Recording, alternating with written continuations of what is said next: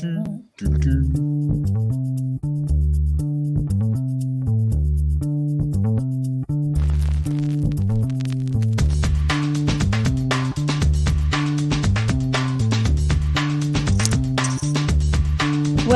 the acclaimed podcast, The Deep Dive, featuring your esteemed hosts, Andy Monitor and Drew Dinzik, powered by BetSperts.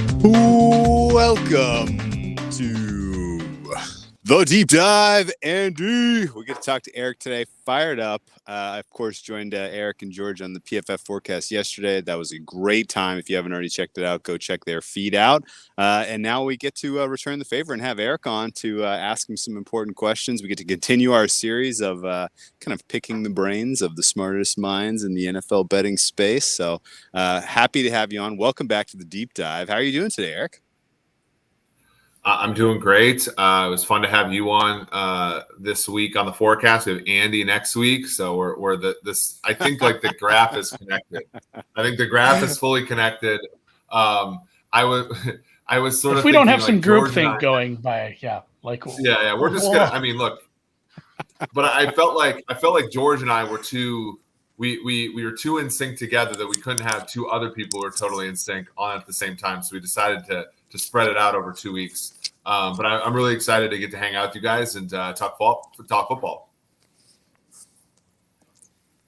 Well, the series kind of have had a sort of theme so far, and we're going to kind of continue this. Like, obviously, if you want standalone previews or thoughts on any specific teams, then go find those podcasts among all of our previews. But in the first interview we did with Cleve, it was mostly just about like, how do you start your process? What do you do to kind of ramp up for, off-season preparations?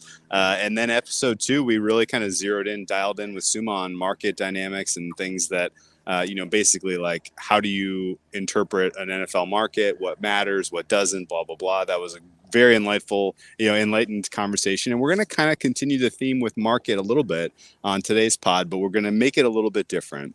And what we're going to do is kind of break down market power numbers. I've gotten a ton of requests for this. We've done it over the years, just basically posting, well, this is what the current market power numbers say.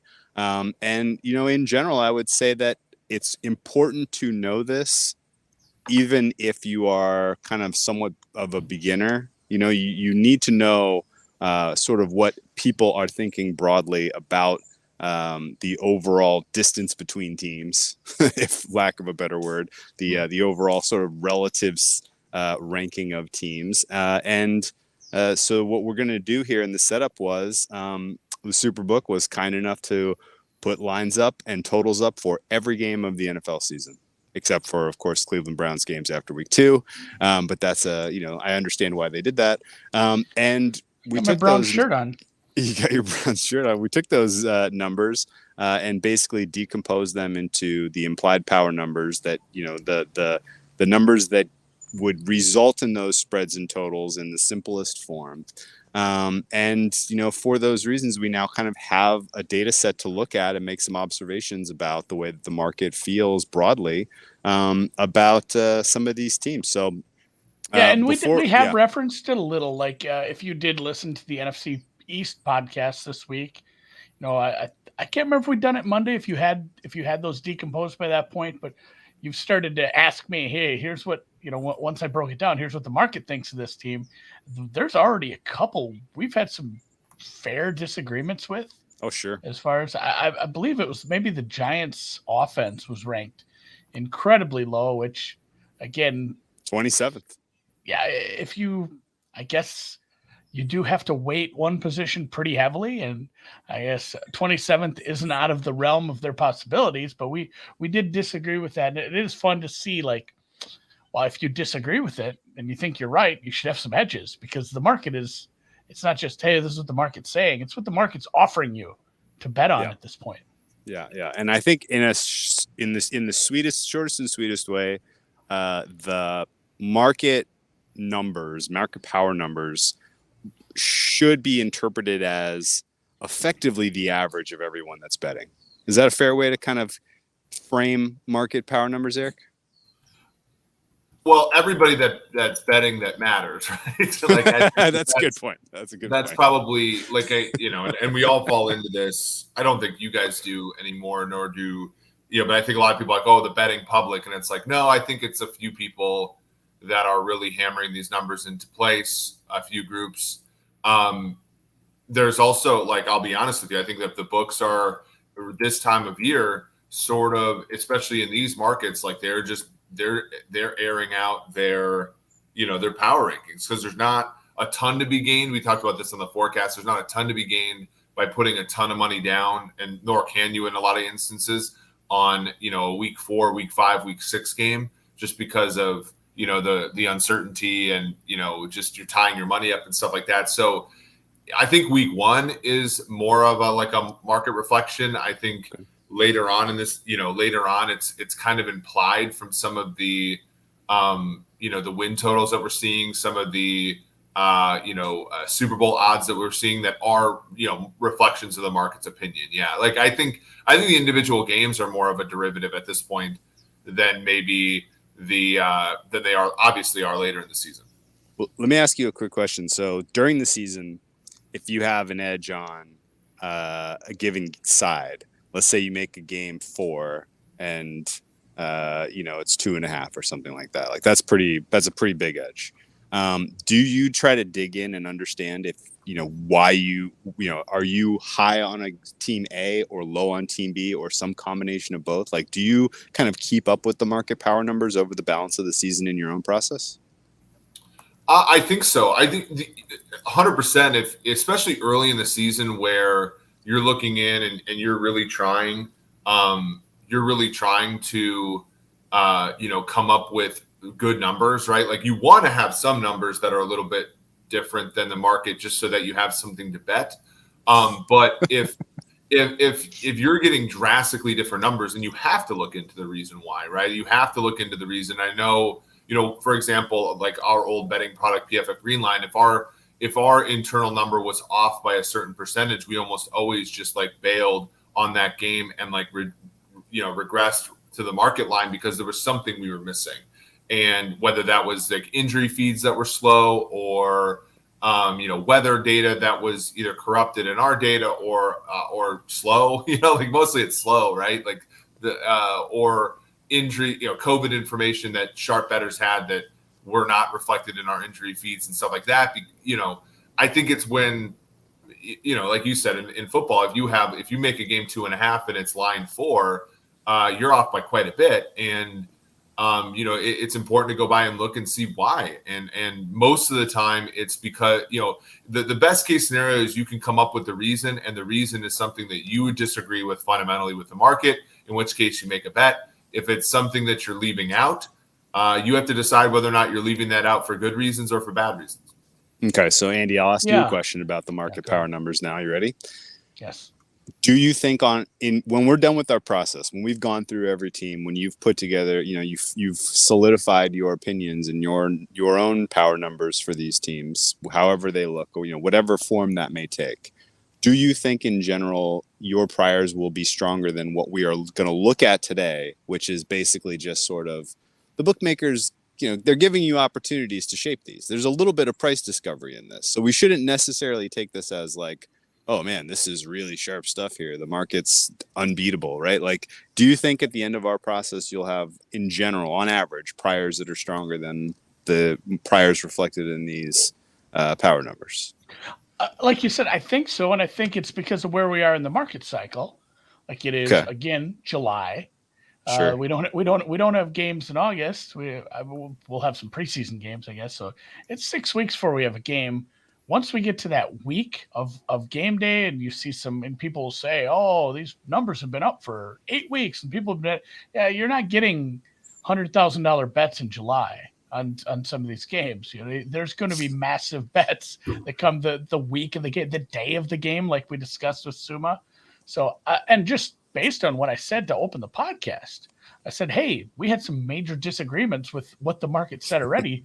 That kind of indicates right then and there. I don't know if I'm sharper. I could be dead wrong, but I will say, like, my priors are definitely based on stuff that the market either isn't using or doesn't care to use.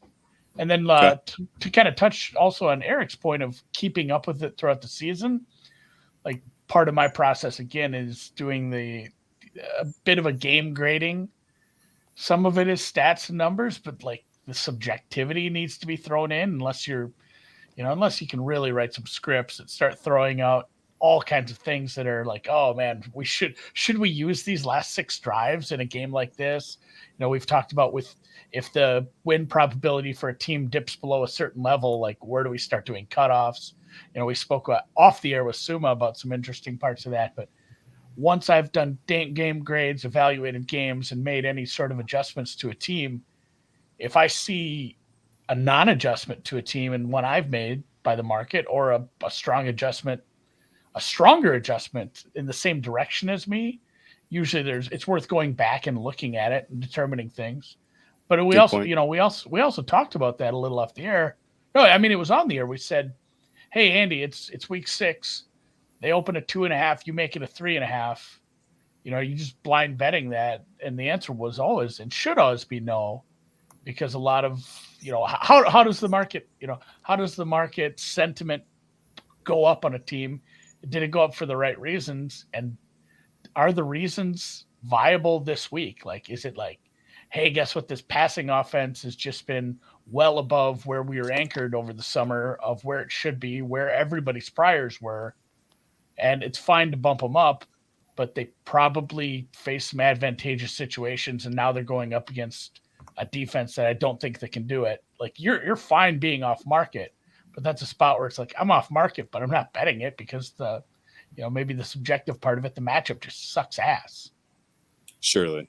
So I'll give Eric then the first opportunity as we go round robin and kind of comment on these power numbers. And I've already tweeted out the kind of the follow along you would need to look at them for yourself. And again, this is just a minimized solution of what the Superbook would make for both offensive and defensive and overall power numbers to get the spreads and totals that they hung for every game, again, outside of the Cleveland game. So, Eric, as our guest, what was the first thing that stood out to you as you kind of perused this data set?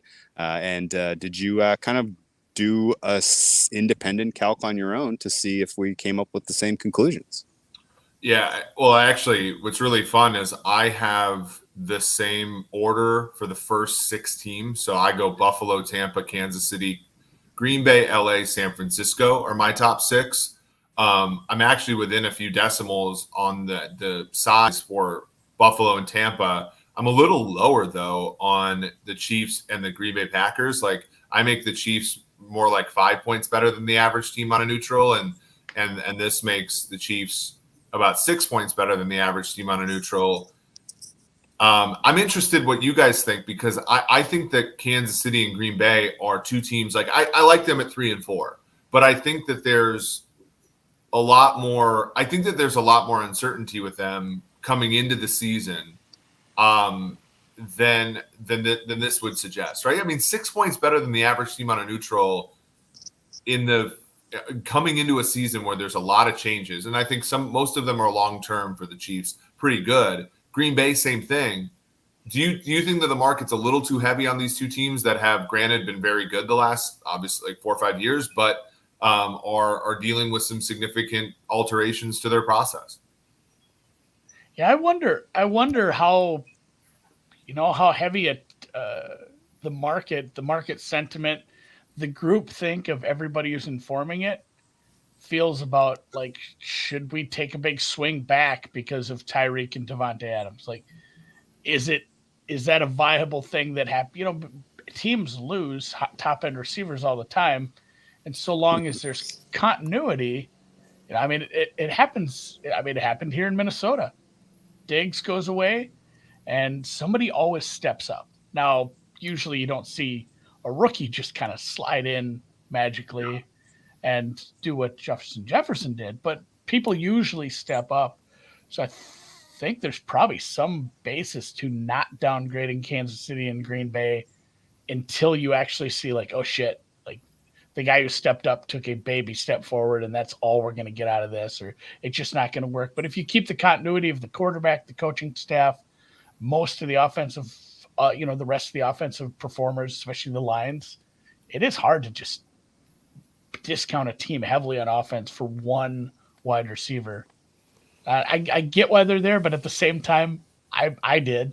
Like, I guess sure. maybe does my process suck because the market says so? Maybe. Well, I'm with Eric. I have the Chiefs a half step back from, at least for my offensive power rankings, not as a whole, but offensive power rankings. Like it is Tampa and Buffalo, and then there's a gap. Yeah, I'm agreeing with you guys in spirit, but the key difference is these guys had to hang a full season's worth of numbers and are giving you basically an average. Whereas we are literally looking at this in terms of what am I going to be betting weeks 1, 2, 3, 4, right? Yeah. And I think in a temporal sense, the idea that Kansas City and Green Bay aren't as sharp, specifically offensively, out of the gate is a very reasonable expectation. And I think, but I think if you're going to hang an average number that reflects the overall strength of the team over the balance of 17 games, it's fine to err on the side of they will figure it out. I guess what we don't have at all in this, and we never will. I guess you could get it actually if you take power numbers, market power numbers week by week over the balance of a couple of seasons, you could probably back calculate this. But there are certainly bands around these teams. How quickly, what the velocity you're willing to adjust based on what the data that comes in, right? And for sure, a team where you have total perfect continuity in Buffalo, the bands are going to be tight, super tight. And a team where you're changing major role players like Green Bay and Kansas City, the bands are going to be a little looser. And I think realistically, that offers week to week opportunity to bet on and against teams like KC and Green Bay because people will overreact, underreact to what they see in a given week.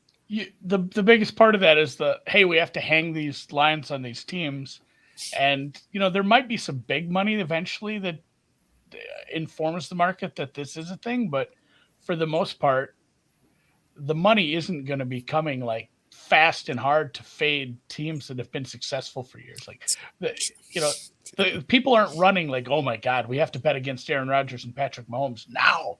These guys are going to be terrible. Like so you find that stasis, you find that spot where it's like, all right, here's where we predict we can put this number where we think it's fair because we don't think people are going to come running to bet against Aaron Rodgers, even after losing, a star player on the team like this.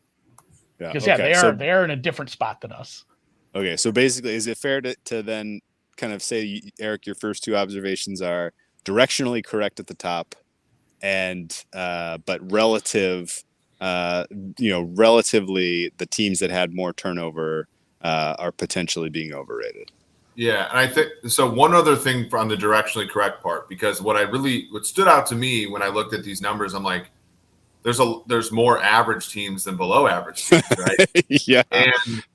And interestingly, in my own metrics, there are 21 teams that have a power rating above 0, and so it's basically the same as what you guys have.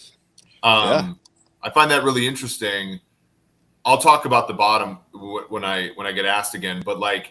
I think that this is reasonable. Like I think that directionally that makes a lot of sense. Yeah, it's crazy. That one I had to wrap my head around that for a while this morning. And again, it's a sum of the parts. Like the sum, because the middle class of the NFL tends to align a little bit more on the positive side of 0, right? In our case. Than below 0, which is fine. Andy, you're a Vikings fan. You can see it just from being a Vikings fan. Like Kirk Cousins is like 8-1 against the Lions. Like that's all you need to hear. Like that's exactly like these shitty teams are getting beat up by the Dolphins of the world, right? Yeah, and that's the thing too. If you look at like maybe that second tier of shit. Like that's sitting there, and again, a lot of people are really keen on a bunch of those teams. There's people that have high hopes for the Lions, the Jags, the Giants, the Bears, but that second tier of that's not the Falcons and Houston, that's dragging it down because the second tier of like teams we rank highly tends to float a little closer towards the middle. Yeah, it is kind of I'm hysterical. fine with that. It's hysterical to me, the gap though that exists between Cleveland and Washington, or really just in general, that grouping of around league average to clearly below league average, right? Like there's no one, for whatever reason, and this could be this year specifically, it could be this group of teams, and not, and it's just, it is what it is. But yeah, there's a huge middle class that are a little bit better than average, and then a decent sized lower class, basically a fat bottom that's balancing out sort of the average power number from top to bottom here. So yeah, because it's crazy. You have an average power rating across these 32 teams that's 0, but 21 are above 0, and 11 are below. And that's and again, wild. if you pose that, take the NFL teams out of it. It's not a normal distribution. No, but yeah, if you posed that question to like an 8th grader in math and said like, hey, I have 32 numbers, they average to 0, but 21 of them are above 0. Tell me something about this group of data. And they would say like, well, there's a bunch of the negative numbers are big compared to, so a lot of the positive numbers are maybe 1s and 2s and 3s or something like that. Especially if you gave them the range and you said, hey, it was +9 and -9 were your biggest numbers each way. Like, I think they'd sort it out pretty quick to what's happening. And I don't know, have you done this? Every time I've asked you, it's like, hey, Drew, did you do this going back 5 years? I know you've made this chart. Yeah, for sure. But was there some consistency to this? Or it wouldn't surprise me if we saw it the other way too, if you had a bunch of teams that were just below 0. Here's my 2 cents. This is the most disjointed distribution here, where you have this is the most, we've said this too many times now on our podcasting history, but this is the most bimodal distribution of power numbers we've seen in a while, where you have good and middle class versus bad. But this is actually pretty common in terms of season starting.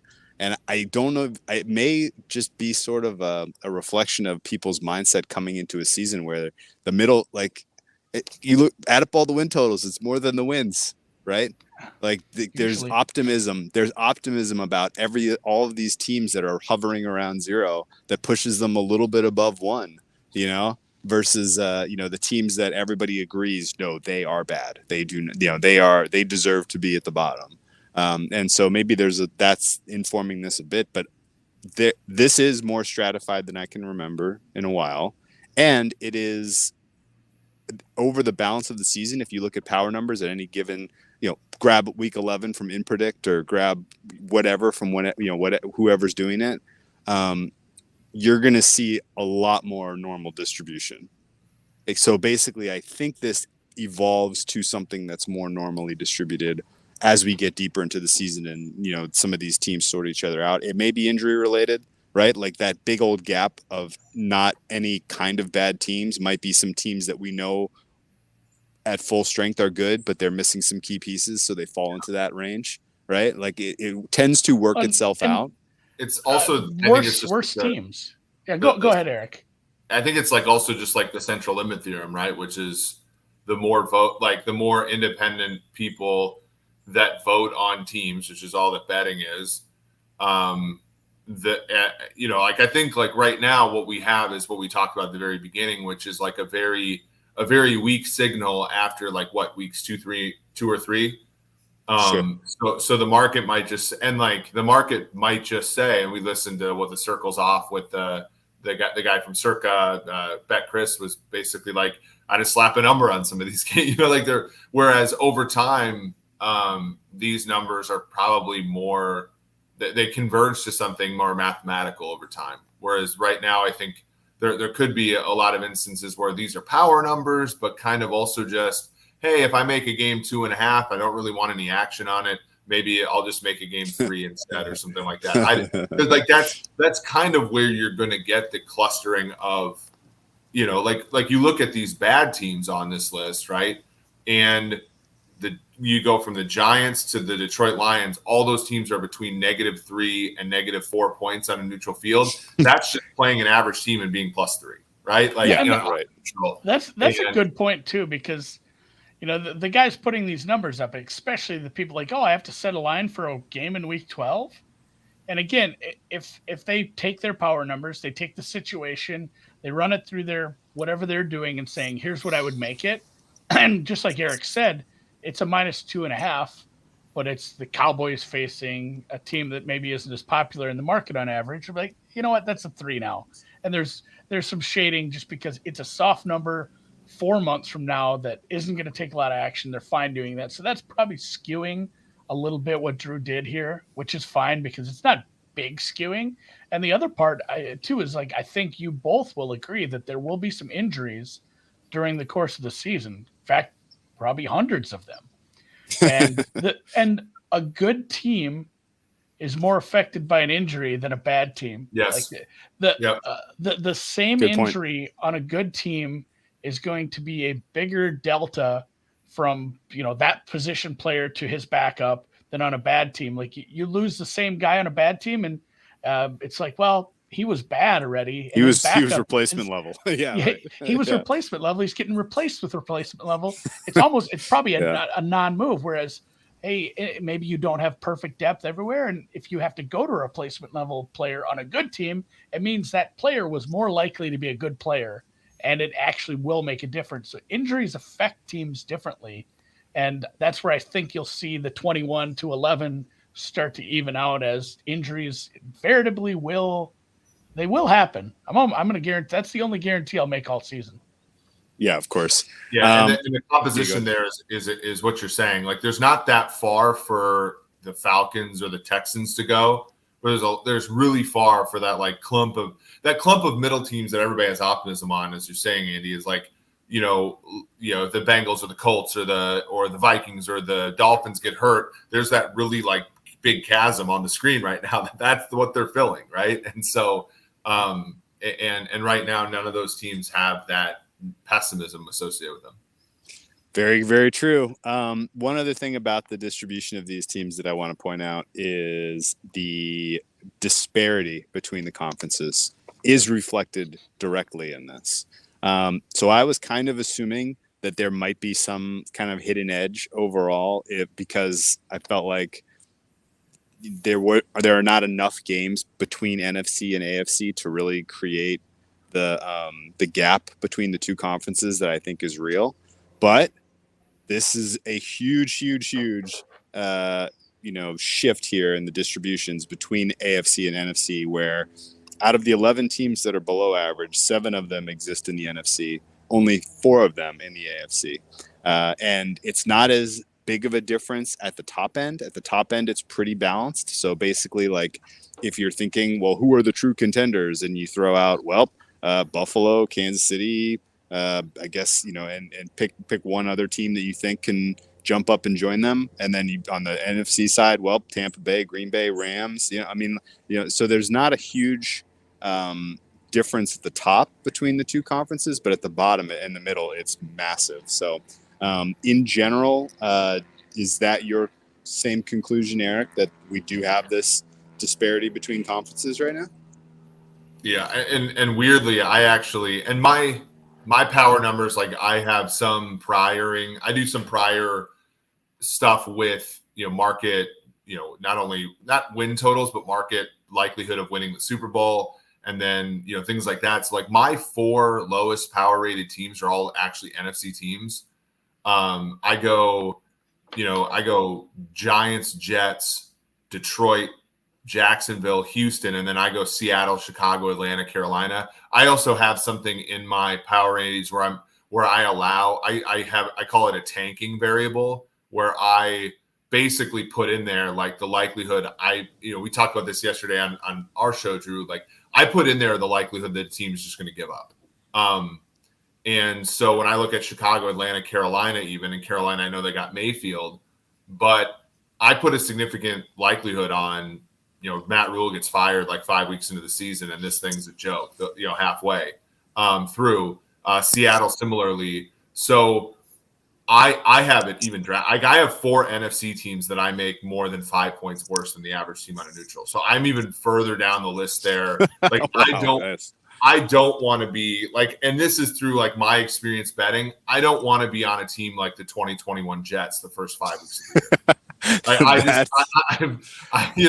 And if I miss out on a team like the 2017 Jags or the 2021 Bengals, so be it. From what I can tell, there are far more teams that were like, oh, that team's not that bad, and like every sharp better's on the Jets, and that team just gets absolutely annihilated for the first 6 weeks of the year. And like I've put safeguards into my numbers to make sure that never happens. Yeah, there is a bit of, like, just like we talked about the unbalanced nature of how injuries affect teams. Like teams with high levels of uncertainty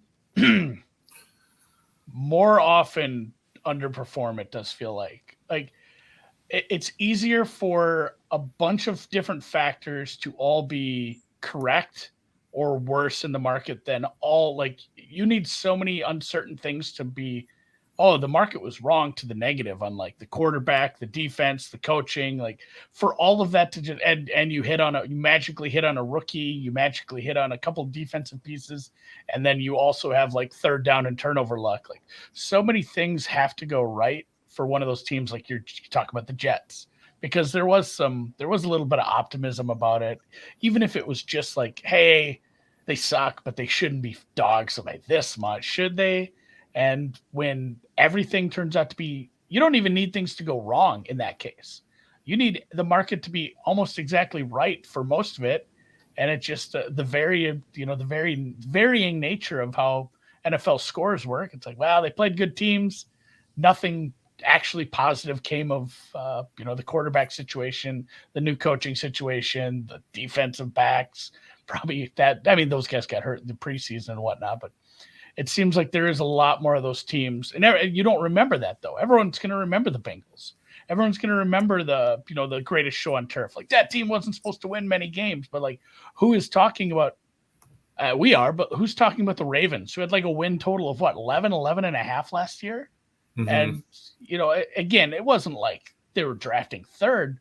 They won 8 games, right? I mean, that's a good chunk lower than where they were supposed to play. And again, the way injuries affected them, the Seahawks, probably another example that wasn't as, I think their win total was around 10 last year. They were 7-10, I believe. And again, that was all injury based, but even people love to remember the Bengals. Yeah. But we forget, like, it's not even that, like, we don't forget that the Jets were horrid. We forget that everybody was on the Jets for the first 6 weeks of the year, right? Like that I think we like, you have, that's why, and I know you guys do this, and I know it's important, and we talk about this, on every, like, that's why it's good to, like, betting helps you remember these things, right? That's why it's good to bet into the markets if you have an edge, because otherwise you don't learn the scars of this. But I'll even take, like, even if we take let's take a situation here with, like, let's look at San Francisco, Chicago, right? So, Chicago's minus 3.7 on a neutral. San Francisco's 3.8, right? You take those, you carry the two, that's 7.5, right? On a neutral, you make a home field advantage for Chicago of 1.6. That puts you at like 5.9. Given what an NFL 6 is worth, if you look at opening day, that would, to me, the way that I'm trying to prevent some of these things is I think that there's way more value in me, because we all know that the Bears, like, the Bears, whatever the Bears are, we don't know what that is. I think that that's the best way I can say it about the Bears. Do we really want to take a stand and take the, I believe it's 6, right? 6.5 opening day. Do we really want to take 6.5 opening day with Chicago, or do we want to wait and see? Like, I think it's maybe better to make a power number that tells you to wait and see on a team like Chicago. Got it. Finding out that Chicago's, nothing has changed, and possibly it's even gotten worse on the offensive side, or just they don't have a plan yet. Finding out by getting poor isn't any fun.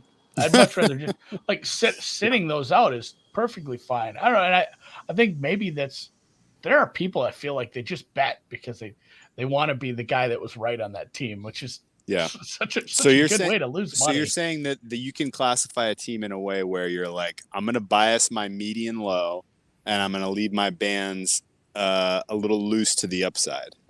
Basically. Correct. Yeah. So yeah. so like a traditional, like what I do is I'll try, in addition to the grades and stuff, I regress a little bit to the market number. I regress a little bit to the true mean if like you have a coaching change or you have a quarterback change. And then I regress to a certain like replacement level if I have different levels anywhere from 0 to 1. So like last season, the Houston Texans I classified as a true rebuild. The Detroit Lions I classified. So I was never on Detroit. And like that, okay, so they go 11-6 against the spread. They didn't quite do that early in the season, which is good. But like I was off Detroit early in the season just because I'm like, I don't know how much this team wants to win.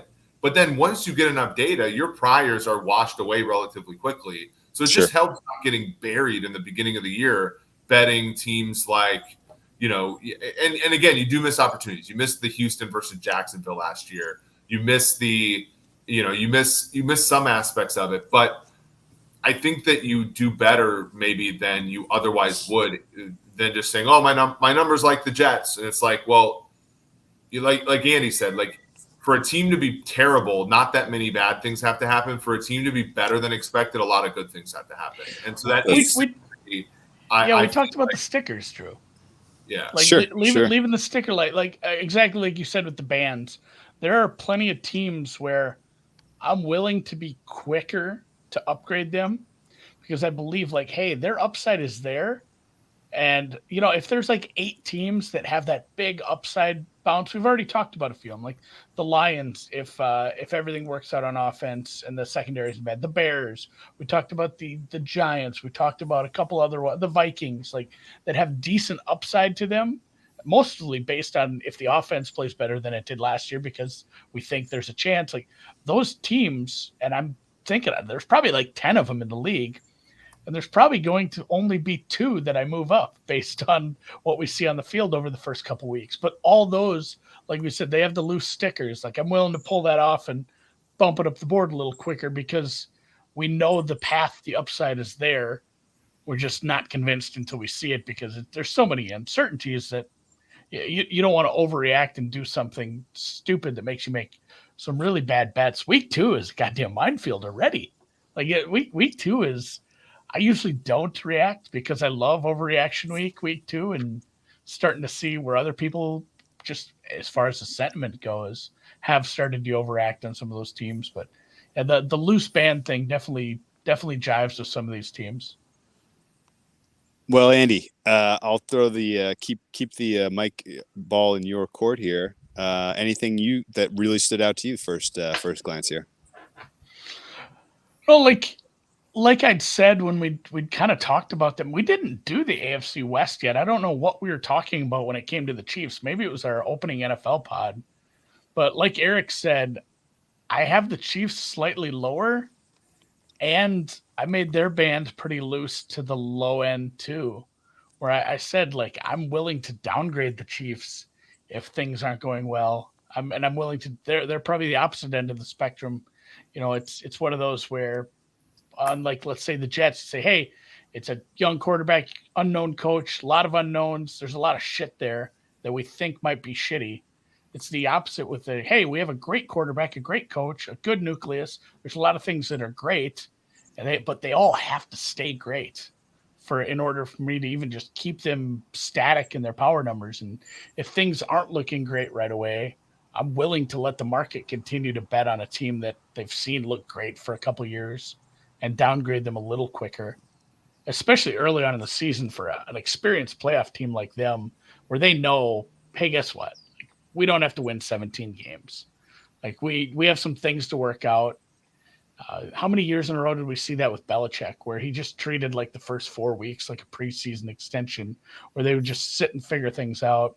And then at that point, if you see it start to come back, you bounce up. So I think probably the Chiefs, and then the Ravens, I have a loose band every which way. because I mean it's kind of like the Cowboys last year. We're going to have a really hard time evaluating a team that had such catastrophic and noticeable injury luck last year. So I actually have the Ravens a little lower on offense because I didn't know how repeatable the Lamar stuff was. I loved him. That was a great season, but it seems like that stuff is more conducive to defensive coordinators adjusting for and being able to control if a player is a little more one-dimensional under center. So I have the Ravens a little lower on offense, and I know that they're not terribly high, but I can, my range of outcomes for them is definitely right on that y-axis. Eric, how are you treating the Ravens? Yeah, I make the Ravens like 12th or 13th, and like I know that that's different than my personal opinion. Like, I certainly think that I make Lamar Jackson like 6.5 points better than the replacement quarterback on a neutral, but it's hard for like there's a lot of projection with that team. Is the offensive line better? Last season their four top cap hits this year are Ronnie Stanley, Lamar Jackson, Marcus Peters, and Marlon Humphrey. All guys that missed a ton of time last year. So those are their most important players, and there's question marks about them. Do we know that Lamar Jackson – I think I know that Lamar Jackson is over COVID. I know that there are people in the league that believe he had long COVID, and that was a huge problem with him being able to stay healthy down the stretch in 2020, but also – early in last season. He also wasn't good last year by his standards throwing the football. And, the games they won to go to 8-3, a lot of those games, they kept the score in the teens. He had high profile come from behind wins at home against the Colts and the Chiefs, who are good teams. But, he really struggled as a passer. And you look at, I think that the chip data can show you that like he has an effect on defenses that's unlike any other quarterback. But that effect has gotten smaller over time as they've had more difficulty building a team around him. All those things, I'm bullish on. Like, I don't know if you're going to find me, even if my numbers suggest it, betting. Like, I'm not taking it with the Jets in the week one, but I think that if the Ravens struggled more than we all expect, I wouldn't be surprised. That's kind of where I am on them. And I put them kind of right above Tennessee, right above Cleveland, right above Arizona, but below teams like, they're right below Philly, Indianapolis, Denver, Cincinnati for me. I like it. They're probably the team that I have the widest distribution on of the teams that we know a lot about. Like, we know what they've done, and just like, if they get healthy, here's what they are. But I still have a pretty wide, because I'm, like you said, in my brain, I'm kind of bullish on this team because I think they have a smart coaching staff. They have a lot of talent. Things can go right, but they can also, this offense can just stop working like it has in the past. And then all of a sudden it's like, man, this is a very average team in kind of a tough division. Let me ask you a specific question then to give me a percent. Lamar Jackson plays all 17 games. The percent that the Ravens miss the playoffs is what, Andy?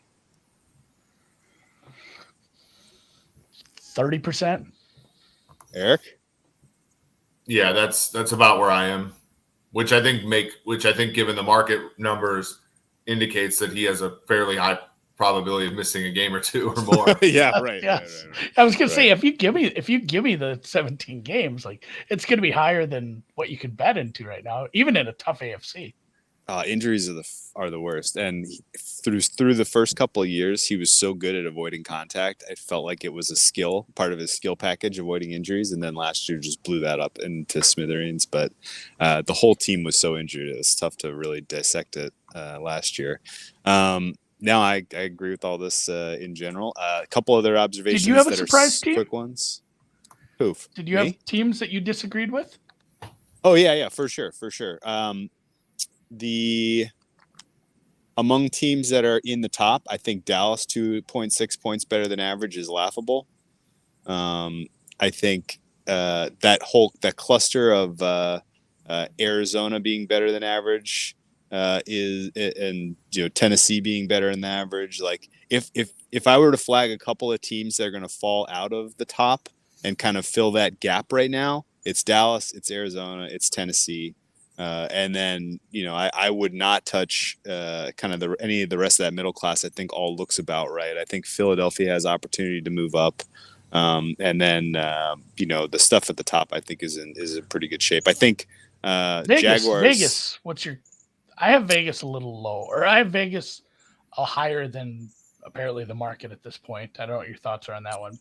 I'm almost exactly there for them, but boy, is that a tough team to truly project. I guess that one's a fun one. I have a higher band to the upside on that team as well. That one's a fun one for me to kind of pivot to a different point that I wanted to ask you guys about, and that's that there's not a lot of teams that you have this huge separation between the offense and the defensive rating. Like there's like a little bit of like, it feels like KC's defense ranked 8th it's chained to the team being good.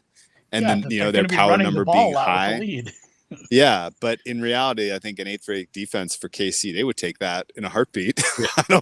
I think they would love that. I think that's like a product of, I think that's very much a product of the way in which like that matrix vector equation is constructed, right? Yeah. I think that it's so take for example the Buffalo Kansas City game, right? In the playoffs. Yeah. That game had a total, I believe, of 54. I don't want to be a Simon Hunter here and get it off by like 6 points. But it was a low 50 total, and dead ass if Gabriel Davis doesn't make Mike Hughes fall down on 4th and 13, that game goes under the total. Yeah, it's true. You know what I'm saying? And there's a number of games like that with the Chiefs, like teams like the Chiefs, Buffalo, Tampa Bay, Kansas City. Like there are the games where like I remember Tampa, Atlanta in week 2 that just flies over the total because Tampa kind of cools off on defense in the middle of the game, and then they let them back in. But for the most part, like those games kind of, there's enough games where a team like Kansas City beats the opposition into submission with their offense, and the other team's offense presses, and then so stuff like interceptions and sacks and silly stuff that happen at higher rates when you're behind all happen where that team fundamentally is not that good defensively, but in a rating system like this, you end up with that being the case. And I think that's where I see Kansas City coming up here because it is strange, but I think it's because of those like sort of instances in the data where you see, games can't be lined 60, right? And that's the other one. Games can't be lined 60. Kansas City's average game is like a point harder than the average team on a neutral field, and so when they face the LA Chargers, that game's lined 52, and it's really a coin flip whose defense gets more lucky than the other defense. And so then you sort of throw some hot water on both teams' defenses incrementally, but Kansas City has so many of those games this year that it's also, I think, piling on. Again, like the fact that you can't just like hang a 63 in the offseason as a total. And truthfully, too, it does come down to like how big these spreads are based on just their overall power ranking. And it's going to sound like the shitty cliches you hear from like the announcers when they're talking about a game, like, oh man, if they, this offense can take a lot of pressure off the defense if they can punch this one in. But like it does change how other teams, based on where the team's win percentage is. Not that most teams are looking at it, but like, coach, we're at 32 right now. We got to change things up. But they have a general feel for what their win percentage is, and the offense is going to have to play quite a bit differently, and the defense looks a lot better if it's getting 4th down stops and turnovers in that nature because it has to. Yeah, it does kind of tie in just the general overall ranking, I would think. Okay, so I'll save some of my positional rankings for the end. I think in general the defense rankings are nonsense. The offense looks pretty sound to me, but the two kind of major trends, the two major trends that I thought were interesting here. Number one, the average total has gone down relative to the last couple of seasons, and number two, home field advantage has gone back up. We're looking at an average total of 46.6, so that's 23.3 points per team per game, and the average home field advantage is now 1.8. Do those the total, trends Drew, check out? when you compared the totals, did you compare the totals from this time last year to this time this year? Or did you Yes. compare it to what they actually were at the end of the year? Both. What and that's the question is your totals from last year this time compared to what they actually were for the season. Higher. What was the difference? You had to make an inference, right? Like we at PFF, like if we had to rig the game so that we made the league level environment 2018 because we like 19 had quarterback injuries, 20 had COVID. Yeah. Like we were off market a decent amount until we made the assumption that the league wide scoring environment was 2018. I think that served us okay. It was still actually a little bit too high. Yeah. No, I think that's realistic. And yeah, this time last year, I think we were looking at more like 47 and change per game. So high 23s per team in terms of the look aheads. And then, yeah, over, when we were, yes, the 2020 season without fans and last year to a large degree, home field advantage has bounced around like a pinball, depending on when you're, what information you're grabbing and when you're looking at it. Where are you right now, Eric, with points? I mean, it's silly to be talking to smart people and still be talking about home field advantage is worth blank points because it's really much more about how much the win probability changes. And, you could presumably have no points if the win, if you're on or, if you're going from below the low side of a key number to the high side. But in general, this reflects about an 8% swing in win probability for the home team. Does that check out to you as far as a decent operating assumption going into this season?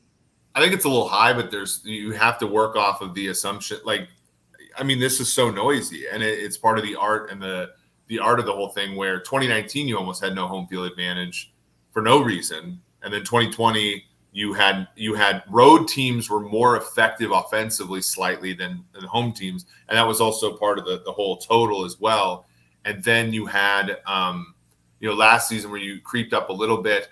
It's to your point. I mean, when you look at these numbers, like one of that I really like to look at is, you look at Kansas City, it says 1.5 points of home field advantage. Like I think most people believe that Kansas City has great home field advantage, but when you model these things, you have to take into consideration where the home field advantage comes. The Chiefs play in a division where the other three teams have to lose 2 hours of time zone when they come play a noon game in Kansas City. So if your modeling has that in there, then you're actually going to have the true home field advantage for a team like Kansas City to be lower. Conversely, Seattle, teams never lose time zones. Like they only gain hours when they go to Seattle. Now, the travel is a thing, of course, but they only gain hours when they go to Seattle. So their true home field advantage, given that, is actually a little bit bigger because it's you can't put it on other things. So that's just even to like point out that home field advantage is this really like amorphous thing. And I think you just have to be, as you said, Drew, I think you have to model it better than having just like points. You have to do win probability, but then you also have to, ask yourself, where is the home field advantage coming from? And are those things evolving over time? Travel. We've had long conversations about how teams have just like maybe outside of like fourth down punt situations, kick situations, like the biggest jump forward in analytics is probably like teaching people how to travel and sleep better. Like, hey, your body is the only thing keeping your football career going. We need to get you, we can't be taking this flight. We can't be doing this. We need to travel the right way, the right times, and minimize the effects of it. Plus, how everybody was taking a goddamn bus 40 years ago anyway. So things are quite a bit different now. But it is 1.8 though. Yeah. Does that check out to you, Andy? I will always trust the market on that. I'm fine. I'm fine not trying to outsmart the market on home field. Okay. Yeah, no, I think you can account for at least 60% of it based on situational factors. The ref bias is the one that's a little bit of a wild card, and that makes up the balance of the 8% that is, you just have to kind of live with it. A lot of variance in the refs too, so that one's tough. Yeah. But it did. Once fans came back, that did bounce back a little. So it did indeed. Okay, this well, was good. Yeah, for sure. It got me thinking about a lot of things. Like I have a lot of notes in a Google Doc here. It's like I should check this out. Yeah, final question for Eric. Is this even the right way to kind of go about trying to come up with with the appropriate distance between teams? Or is this too simple? And can you glean an edge just by making something more sophisticated than power numbers? I mean, bottoms up approaches, as we know at PFF, we're building a simulation right now with all of our data. And I got to tell you, it's hard. And I have a lot of respect for the people that have done it before. I think the top down approach gets you a certain way there. But for a lot of reasons, you do want to have a bottoms up approach. It takes, as any model will tell you, it takes a lot of effort and it takes a lot of iteration. And it takes a lot of, blood, sweat, and tears. And to your point, like, I think Rufus said this on Bet the Process. It's like when you have an edge, somebody wants to say, well, why do you have an edge? It's like, well, it's probably an accumulation of a bunch of small things that I think are wrong about the market than it is this one big thing. And that isn't settling for a lot of people. And it's not settling for people who want to fire off a bet confidently and wager a significant amount of money. And the other thing that's hard is non-stationary is a factor. So I think this is a really good way of like putting something down. And then if you have another way, whether that be like an ELO model or you make your power ratings, I know the folks that'll take the player level grades and push them up and have a power rating that way. I think my biggest like call as a data scientist for folks who are trying to make numbers is ensemble. Have multiple different ways of trying to of building numbers. And then, let them vote. And over time, you let them vote based upon, after you weigh them out, who had, you sort of have like a regression model or something like what weights optimize my ability to be able to predict these games. Well said. I think that's a good lesson. And if you need to rewind that a couple times to digest it all, I would recommend it. Yeah. But yeah, I think anyone interested in modeling side of football should take that to heart. Andy, final thoughts? Yeah, full agree.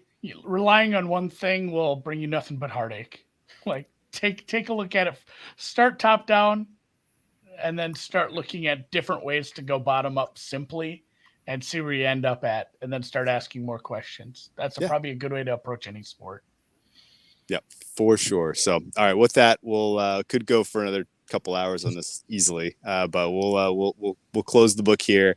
Again, if you the tweet is out there with the power numbers. If you have strong disagreements, if you notice anything specific that you want to point it out, by all means, get involved in the thread. Let us know, and we'll chirp our responses. That's what Twitter's for. And if you're looking for Dr. Eric Eager on Twitter, you can find him at PFF_Eric. And he is always one to engage with the people. So definitely hit him up over there. So with that, Eric, best of luck this season. Appreciate your time. And, I think this was another tremendous Friday episode. Good job, Andy. Yeah. It's definitely Friday today. Loving Friday. Have a good Friday, Eric. Thanks a lot, man. Thanks for having me on, guys. Yeah.